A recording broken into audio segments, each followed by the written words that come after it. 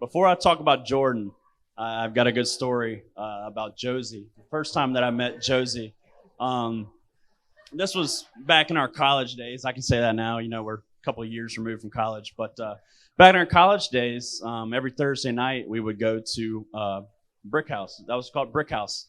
Every Thursday night, that was the spot to be. And I showed up to Brick House a little late one night and got in there to meet my buddies. Jordan wasn't there that night, but Daniel was in there. A couple of the Rockingham County boys were in there. And I go to sit down, get a beer, and all of a sudden, there's a girl in there, and she's just drunk out of her mind. She's, she's not in a bad way. She's having a good time. She's, like they said earlier, she was the life of the party. But I'm sitting down and I'm drinking my beer, and I asked Daniel, I was like, who is this chick? She's got to go. Like she's drunker than hell. And Daniel was like, that's Jordan's new girlfriend. I was like, oh Jesus Christ! Like, I was like, he's in for it. But no, I love Josie. She's always the life of the party. She's always a good time. But on to Jordan. So I met Jordan when I was in fourth grade. Moved into the neighborhood right across the street from him. It was me, Jordan, Woo, Daniel. We all lived right next to each other, and we were coined the Battlefield Bandits. We were always up to no good. But as soon as Jordan and I met, we were inseparable. We had classes together. We were in fourth, fifth grade, middle school classes together. Grew up playing baseball together, football together. We didn't play basketball together, but when I was playing basketball, he was always in the front row giving me more shit than the other team was. He was giving me more crap than the other team. But, Jordan and I, we did everything together. We even went on double dates together. Sometimes he would take one for the team. Sometimes I would take one for the team. Just going out there to have a good time. But, I love Jordan to death. He's my best friend. Post-college, they moved around, went to Charleston. I moved to Northern Virginia. I know we got some Northern Virginia folks in here. I won't say anything else about that, but even though we weren't able to hang out as much, we would still have our bi-weekly phone calls where, we're on the phone for, an hour and a half together, talking like two little schoolgirls, gossiping, talking about, whatever we needed to do to catch up with each other. But I love Jordan. He's my best friend. Getting a little emotional, but he's been by my side for since fourth grade, and I look forward to you guys having a lifelong of happiness, love together, and Diane and I wish you guys nothing but the best, and I love you both. So.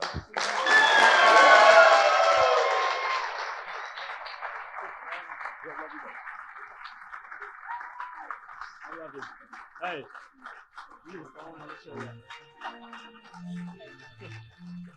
I forgot to cheers, so cheers.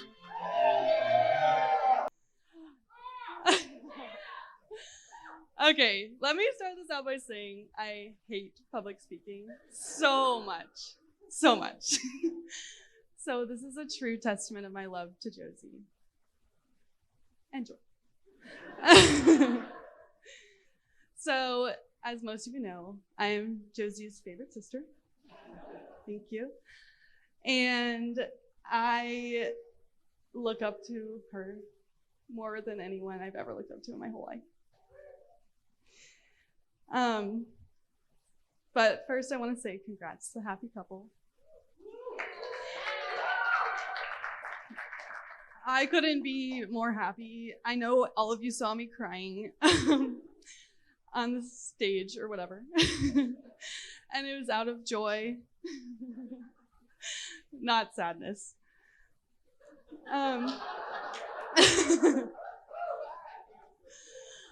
I would also like to give a huge thank you for every single person who helped with the planning, mostly because I didn't have to. I kind of just showed up. But we grew up as sisters do, fighting, hitting each other, and eventually Josie got her black belt and would roundhouse kick me. But somehow I was still the one to always take it too far. And then we got older and the fights became less physical, a little bit more verbal. We said some mean shit. So, what was a dad to do to discipline us? But make us go in our driveway, us together, as we're still fighting, and hug each other, until a car drove by and witnessed us hugging. And our loophole was to just squeeze the shit out of each other. So we didn't have to actually hug. But it's so crazy for me to even like say that, because somewhere along the way, she became my best friend and like the best sister anyone could ever ask for. I am the favorite sister, but I also am the only sister. We worked in jobs together. She was my film editor, producer, everything for YouTube in 2012, if anyone knows. She didn't want to be in the video, rightfully so, because it was so embarrassing. And when my 7th grade crush saw my YouTube channel, I deleted it immediately. So, but she also trained me at Lito's Pizza, if anyone's familiar. And the thing I learned from that experience is that you do not want an older sibling to train you in any job. It was probably the most humbling experience of my life. She had to teach me how to use a Kodak, whatever, telephone. What is it called?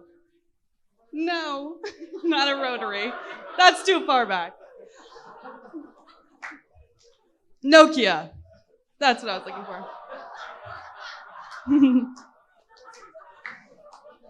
Yes. I'm not kidding. I was speaking into the buttons and she was like, put the phone down. It's by the speaker. Anyway.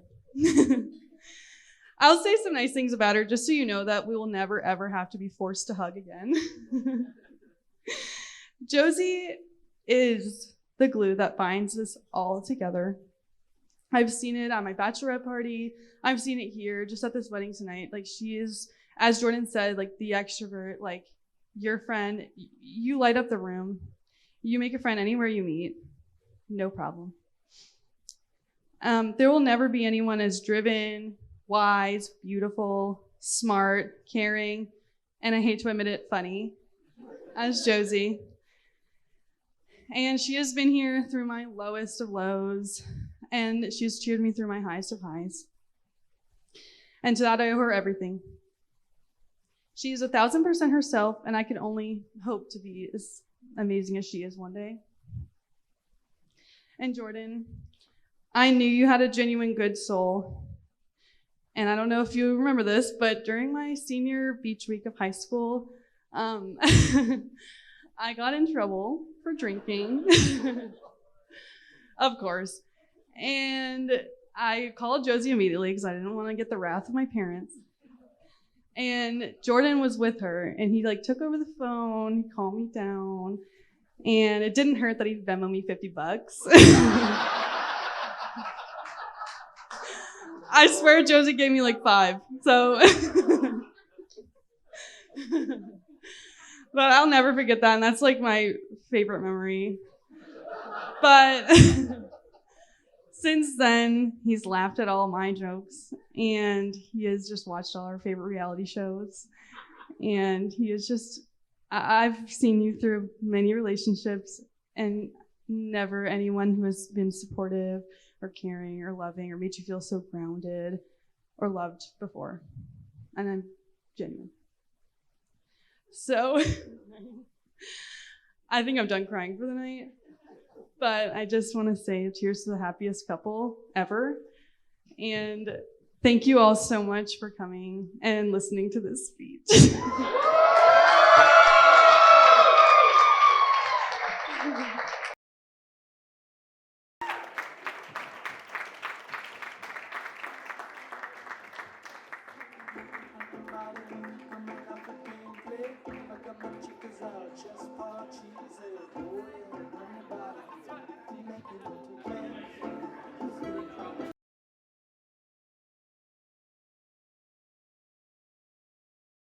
My name is Bill Winnick. I'm the father-in-law of the groom.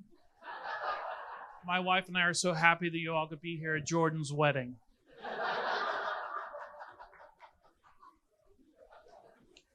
This has been the part that Josie, I think, has been dreading for the wedding.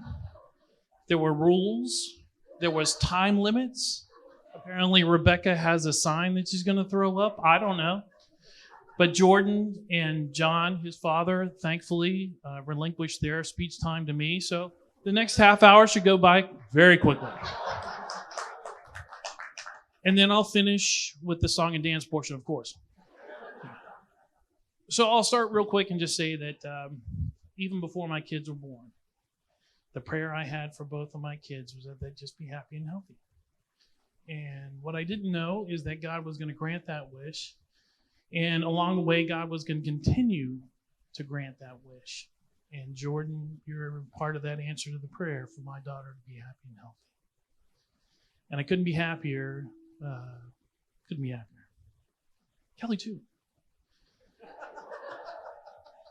So when I was thinking about what I was going to say and how I was going to keep it as short as I possibly could, I thought about what family means to me.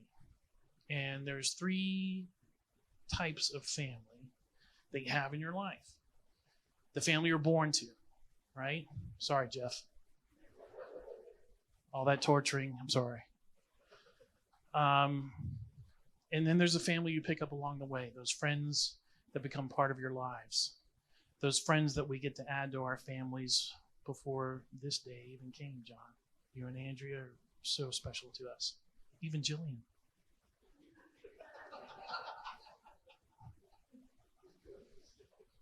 And then, the last part of what family is the family that you create, which is what you two have done today. And it's amazing to see you two together like this. It always has been. So, that's it. That's it for the family. That's what you got, and good luck. Jordan, you've picked somebody, we've heard it today a few times. You've picked somebody that's going to be fiercely in your corner for the rest of your life. You've picked somebody who, without a doubt, if they cross you or upset you, she's probably going to go spider monkey on them in the middle. And probably some of the stuff Tucker didn't say in his speech, I'm sure she already has. And then Josephine, you've picked somebody who is strong enough to step back and let you be who you are. And he'll be there with you for the rest of your life. So I have just 2 small pieces of advice. And one of them is a quote from my brother, who, believe it or not, is my baby brother, my younger brother. And I respect his opinion that's not a joke. I respect his opinion. And he and I, we didn't hug each other. We just beat the hell out of each other. But we love each other, and I truly respect Jeff's opinion. So I'll keep this really short. So Jeff met Jordan when we were on vacation in Florida, and we had a long day at the beach, and they were at the pool after the beach, and everybody's having a good time, calming down from being out in the sand and stuff. And Jordan got out of the pool and went to his room or went in the building somewhere. As soon as the door closes, Jeff turns around, points a finger at Josie, and says, "Do not screw this up. I like this one." So, Josie, do not screw this up. We like this one.